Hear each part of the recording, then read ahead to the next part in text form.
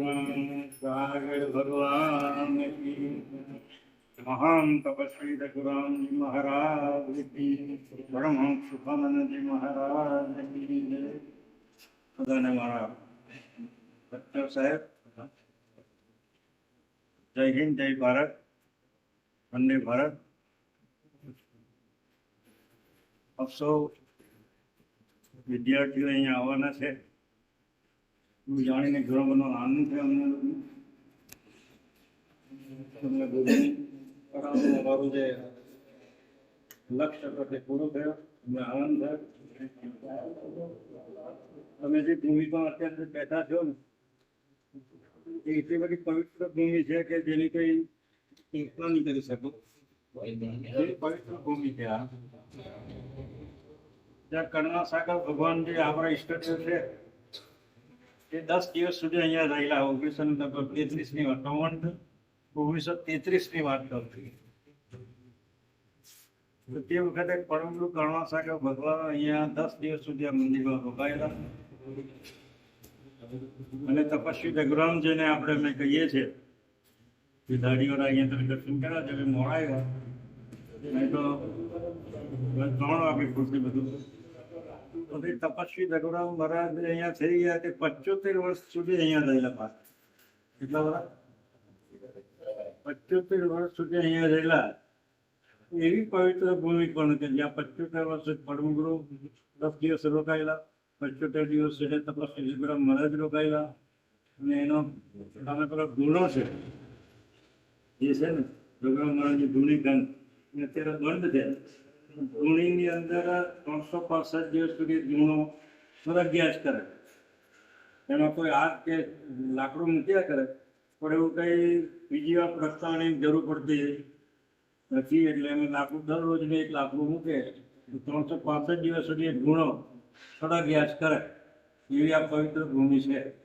એ પવિત્ર ભૂમિ પણ આપણે આવવાનું તમારું સદભાગ્ય પ્રાપ્ત થઈએ બહુ સારી બાબત છે. એટલે પવિત્ર ભૂમિ મળવી ગુજરાતમાં તો નહીં, આખા વિશ્વમાં આવી પવિત્ર ભૂમિ મળવી મુશ્કેલ છે.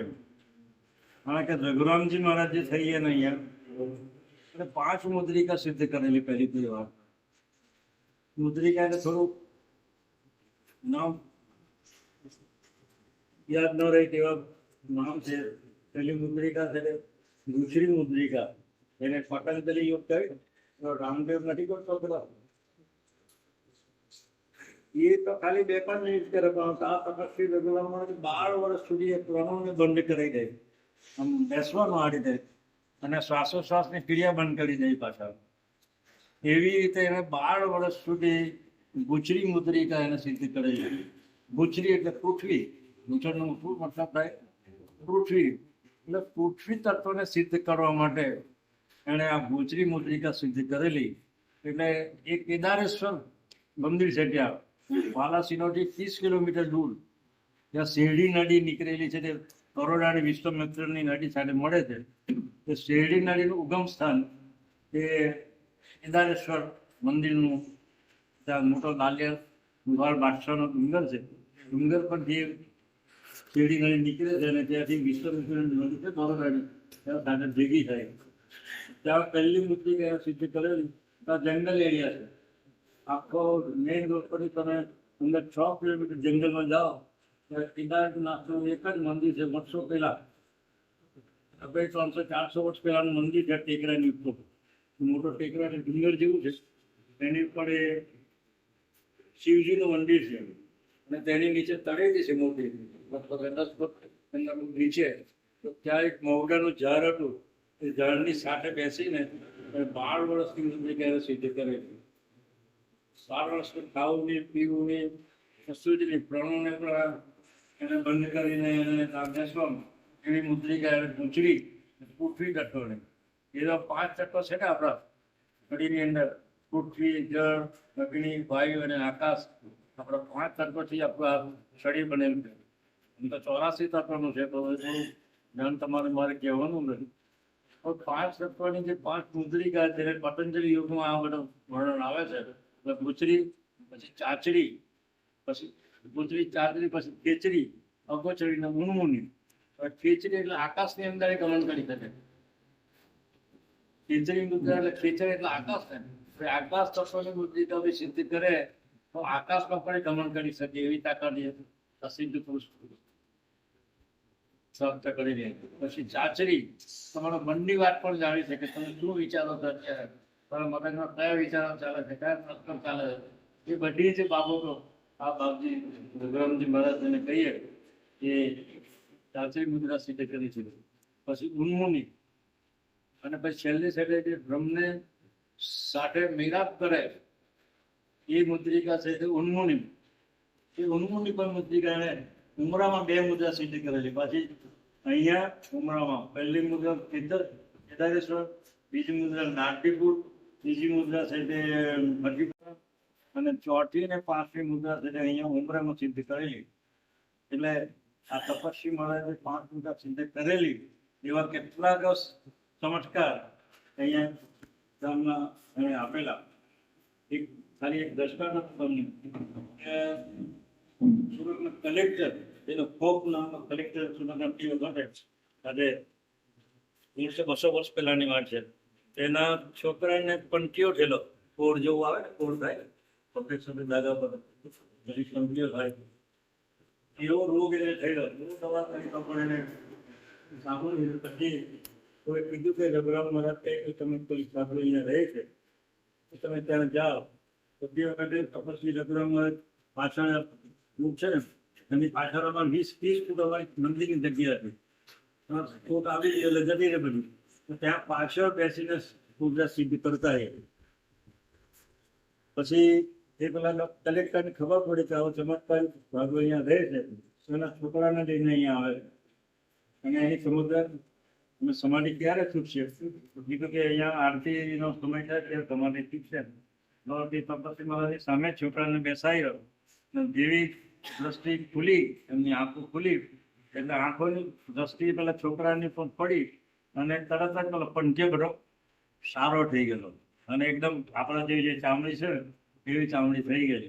એટલે એ મુદ્રિકા એને અહીંયા સિદ્ધ કરેલી અને આ રીતે પછી બીજી તરફ ડેડ બોડી એટલે સબ જે અહીંયાથી તણાઈને જતું હતું તે છે નાણાવટ આપણે શરૂઆત કરું ને નાણાવટનો એક વેપારી જડી કામદાર જડીનો વેપારીનો ભાણે જ ડૂબી ગયેલું અને જે ડૂબી જવાની સબ અહીંથી નાણાં જતું હતું. તો પેલા લોકો જે શોધવા આવેલા એને બાપજીએ બોલાવીને કીધું કે તમે જે શોધો છે તે પેલી સામે કિનારે બોડી તમારી જાય છે, એ કામ કરો તો રામનાથ ગીરાનું મંદિર છે ત્યાં એ બોડી તળાઈને આવશે, તમે અહીંયા લઈ આવો. બોડીને પછી અહીંયા લઈ આવેલા અને આ ધૂળીની અંદર બાપજીએ રાખેલી અને એમાં જે ડુંગળીનું જે પાણી હોય ને અને ભભૂટી હોય ને ભભૂટી પેલા કપાળ ઉપર ઘસી અને છાતીએ ઘસી અને પાણી છાંટ્યું. જે ચૈતન તમારી ક્રિયાને શરૂ કરો એમ કીધું એટલે તરત જ પેલો જે ડેડ બોડી સબ્જી હતું એ જીવતું થયું.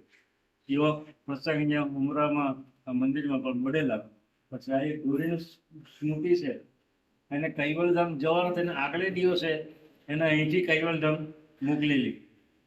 એની પાછળ લખેલું છે કે તારે આવવું છે તો પેલા હા પાડી ઘોડીએ તો અત્યારે જ જાઓ. એટલે તરત જ એને પ્રાણ છોડી દીધા અને કૈવલધામ ગયેલી. એટલે આ ભૂમિ પણ તમે જે આવેલા છે એટલી બધી પવિત્ર ભૂમિ છે અને તમારું સદભાગ્ય છે કે અહીંયા આ ભૂમિ પણ જે કોઈ આવે છે એ નસીબ લઈને જ આવે છે. એટલે તમે એટલા બધા ભાગ્યશાળી છો કે અહીંયા ભૂમિ પર બેઠા એનું ભોજન લીધું, એનું પ્રસાદ લીધું, કેટલું ઉત્તમ તમારા માટે કહેવાય. એટલે આપણે તપસ્વી રઘુરામ મહારાજની વાત છે પણ ભગવાન સાગર ભગવાનજીને અમે ઇષ્ટદેવ તરીકે કહીએ છીએ. એ ભગવાન કરુણા સાગરનો ઇતિહાસ તમે જો કહો તો તમે તો નાના બાળકો છે પણ જે લોકો સમજશે તે લોકો માટે સારું છે. એ કરુણા સાગર ભગવાન કૈવલ ધામમાંથી આવેલા. બધા બ્રહ્મા ને વિષ્ણુ ને મહેશ ને એ તો બધું સમજો ને. બ્રહ્માજીનો અવતાર છે, વિષ્ણુનો અવતાર છે, પછી શંકર ભગવાનનો અવતાર છે. તેની ઉપરનું સ્ટેજ છે તો આ ગૌલોક કૃષ્ણ ભગવાનનું સ્થાન છે. તેની ઉપર આદ્ય શક્તિ મહામાયાજીને કહેવામાં આવે છે. એની ઉપર પાછું છે નિરંજન પુરુષ જે 14 લોકના ધણી ઘાટના ધણી એ 14 લોકનો ધણી છે નિરંજન. અને નિરંજનથી ઉપર પાછળ 11 ધામ છે. અચ્યુતમ ધામ ને, અનુપમ ધામ ને, તલેપમ ધામ ને, આ બધા. અને પછી બીજા 5 શૂન્ય છે. ને 5 શૂન્યની કોઈ બીજા 2 ધામ છે. 12મા ધામને કૈવલ, આખા વિશ્વનો અનંત બ્રહ્માંડનો અધિપતિ કૈવલ કરતા જઈને કહીએ છે એ એનું ત્યાં ધામ છે.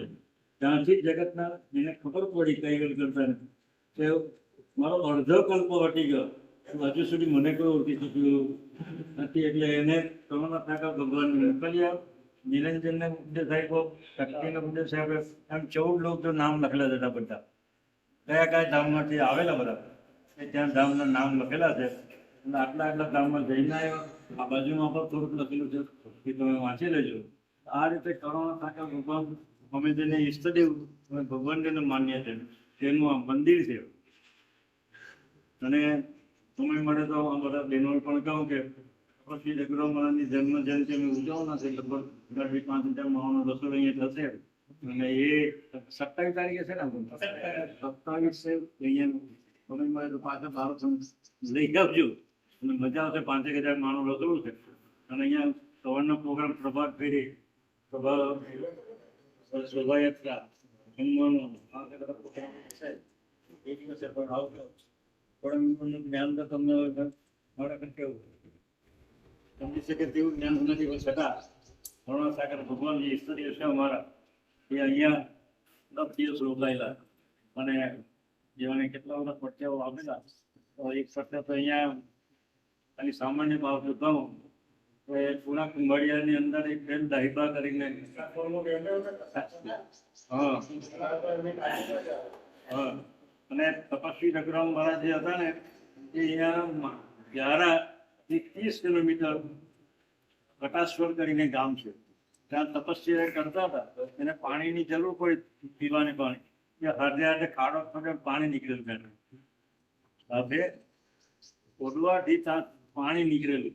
હવે આજે પણ એ પાણી અત્યારે ચાલુ જ છે, નીકળવાનું ચાલુ જ છે. ગામ લોકો બધા પાણી, પીવાનું પાણી બી ત્યાંથી લઈ જાય છે.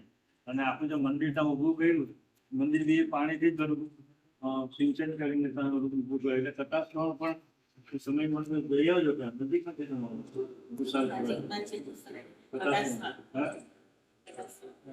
કટાક્ષમાં જઈ આવજો તો પાણી નીકળે છે. તપસ્વી ભગવાન મહારાજે પડતો આપેલો.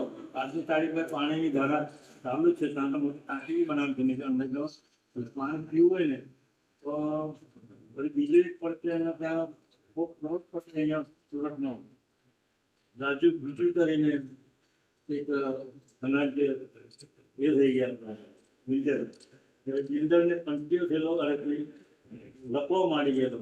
લપો મારી ગયેલો. બહુ બધા કેન્સર થયેલું. બહુ બધા અમેરિકા જઈ આવ્યો, સિંગાપુર જઈ આવ્યો, દુબઈ મસ્તરમાં બધા ટ્રીટમેન્ટ લઈ આવ્યો. તો કોઈ જગ્યાએ સારું થયો ને તો એના મિત્ર અહીંયા દિનેશભાઈ કરીને આવે. એને કીધું કે ભાઈ 50માં જાઓ તો નવો. દર ગુરુવારે તે નવા જતા. અને 10 થી 2-3 ગુરુવાર નયા પછી એને કેન્સર પણ મળી ગયું અને લકવો પણ મટી ગયો. એટલે એક એવો આ પાણીમાં એટલો ચમત્કાર છે. એટલે પણ અમારા ગામના આજુબાજુ ગામના માણસો એ પાણી પીવા જઈ જાય છે. તમે પાણી પીઓ તો તમે તો રોગો પણ સારા થઈ જાય છે. અનુભવ છે. એટલે ત્યાં પણ તૈયાર